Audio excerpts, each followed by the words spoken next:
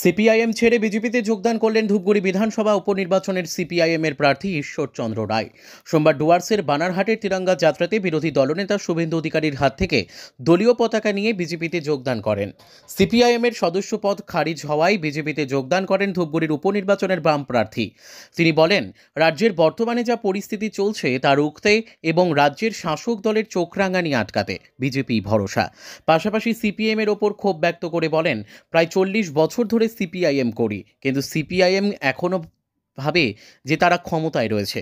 অন্যদিকে বিজেপিতে যোগদান করায় ক্ষোভ প্রকাশ করেন বাম নেতারা। তাদের অভিযোগ, এই নেতা আগের থেকেই স্বার্থপর, এমনকি তার নামে বহু অভিযোগও রয়েছে।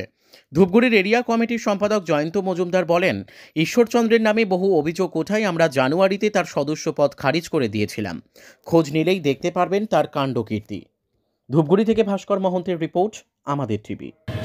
না, ঈশ্বরচন্দ্র রায় আমাদের বিধানসভার ক্যান্ডিডেট হওয়ার পর বিভিন্ন বিষয়ে তার বিরুদ্ধে অনেক অভিযোগ থাকাতে গত জানুয়ারি মাসে তার সদস্য পদ, প্রাথমিক সদস্য পদ পার্টির, সেটা খারিজ হয়ে গেছে।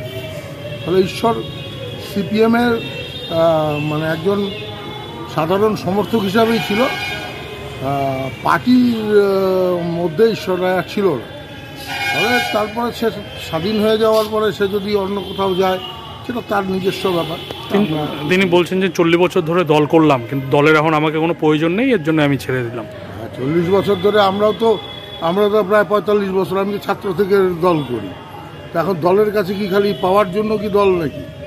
এই সময় তো দলের দুঃসময়, দলের ভালো কর্মী হলে দুঃসময় হচ্ছে পার্টিকে। এই সময় তো কঠিন, এই সময় তো হচ্ছে পার্টিকে কঠিন সময়, পার্টিকে হচ্ছে রক্ষা করা, পার্টিকে লড়াই রাখা। এটা হচ্ছে একটা পার্টি মেম্বারের, তার হচ্ছে সবথেকে গুরুত্বপূর্ণ কাজ। আমি কমিউনিস্ট পার্টির মেম্বারের, আর অন্যান্য পার্টির মেম্বারের সাথে তো আমাদের মেম্বারদের একটা পার্থক্য আছে।